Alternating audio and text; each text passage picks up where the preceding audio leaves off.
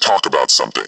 A century-long, conscious and deliberate strategy that's been used against the American worker. It's called the Great Devaluation. You know, this isn't just some economic story you read about. This is a story of betrayal. They sold us all a fantasy, a lullaby they sang to the whole country while they were picking our pockets. It was a promise they never, ever intended to keep. The American dream, it wasn't just lost. No, it was sold off, piece by piece, in corporate boardrooms and in the halls of power. So the real question is, what exactly happened, and how did they do it? To really understand the crime, you have to start at the crime scene. So let's look at the evidence, the undeniable symptoms of a nation that has been completely hollowed out from the inside. Here's your first piece of evidence. For 40 years, 4 decades, the real average wage in this country has the same purchasing power it did back then. Think about that. 40 years of working harder and harder just to stay in the exact same place. So if wages are totally flat, how is anyone surviving? Well, that's easy. Debt. Total household debt has skyrocketed to a record-breaking $18.4 trillion. When your paycheck just doesn't cover the bills anymore, debt is the only option they've left you with. And this slide, this is where the heist becomes crystal clear. Since 1979, American workers have become massively more productive. I mean, off the charts productive. But their pay, it flatlined. That gap, that's not some economic anomaly. That is the exact measure of wealth that was siphoned directly from the pockets of working people and funneled straight to the top. It's proof of theft. So where did all the good jobs go? The ones that built the middle class? Well, this table tells that story, year by devastating year. Just between 2000 and 2010, we lost 5.8 million manufacturing jobs, tens of thousands of factories, gone. This was not an accident. It was the systematic dismantling of our industrial base. So if this was a war, and it was, what was the weapon? The weapon was simple and it was brutal. It was the systematic, engineered devaluation of your labor. And the core mechanism behind this weapon is something Karl Marx actually called the reserve army of labor.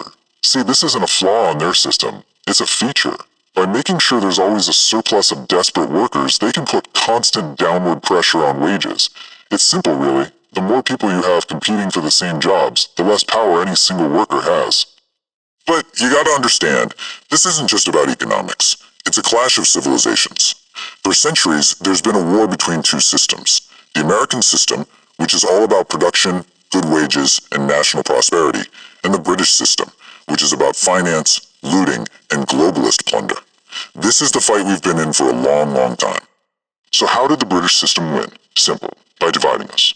We're about to walk through exactly how the very language of liberation was taken, twisted, and weaponized to fracture the American working class and flood the labor market. This timeline right here connects all the dots. These aren't separate, unrelated events. They are chapters in a single cohesive story. A corporate-led war against the working class. From using feminism to sell cigarettes in the 20s, to using minimum wage laws against black workers, to pumping millions into pushing women into the workforce, all the way to today's DEI industrial complex. The goal has always been the same: divide and conquer. As the historian Alan Carlson put it, the feminist critique of the family wage wasn't just a timely idea. Oh no, it was a gift to a capitalist system that was desperate to expand the labor pool. A movement that was supposed to be about freedom was harnessed to the engine of exploitation. And that transition was everything. We used to have the family wage where one good income could support an entire household. That was systematically destroyed and replaced with the two-earner trap. All of a sudden, you needed 2 incomes just to get what one used to provide. By doubling the workforce, they effectively cut the value of every single worker in half. A choice became a necessity. And get this, even policies that sounded good were turned into weapons. Economists like Thomas Sowell and Walter E. Williams proved it. Minimum wage laws became a devastating tool. By setting an artificial price floor for labor, they priced the lowest skilled workers, who were disproportionately black at the time, right out of the market, creating unemployment and dependency. So what happened when millions of women were pushed into the workforce? This isn't speculation. This is hard data. A 2022 study found that for every 10% increase in the female share of a job, male wages dropped 8%, and female wages dropped 7%. The cause and effect is obvious. As women poured into a field, the pay for that job was systematically devalued. For everyone. So who was behind this? Was it all just an accident of history? Or was there real intent? Well, let's hear what the architects of this system have said themselves, in their own words. This is Alan Greenspan, chairman of the Federal Reserve, back in 1997. Read that again. It is a direct confession. He is openly admitting that making workers feel insecure is a deliberate tool they use to suppress wages. In other words, your fear is good for their profits. The principle couldn't be simpler. It's basic supply and demand.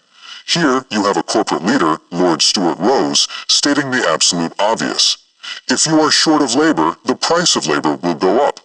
So their constant push for more and more labor, it's a calculated strategy to keep the price of your labor down. And this is the smoking gun. In 2024, the head of the IMF praised what she called abundant labor coming across the border. Why? For one specific reason. It held U.S. wage pressures in check.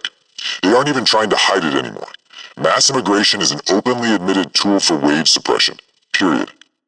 So, we have the crime, we have the weapon, and we have the confession.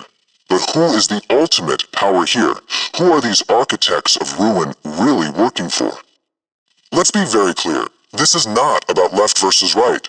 That is the game they want us to play to keep us fighting each other. The real struggle is the nation versus a detached globalist elite, an elite that is loyal only to a non-territorial financial empire with its heart in the city of London, a sovereign financial power that has always seen free people and prosperous nations as nothing more than obstacles to its profit. They have taken almost everything from us, but we have a nation to win back. The time for polite disagreement is long gone. The time for passive resistance is over. So the only real question left is this: what are you going to do now?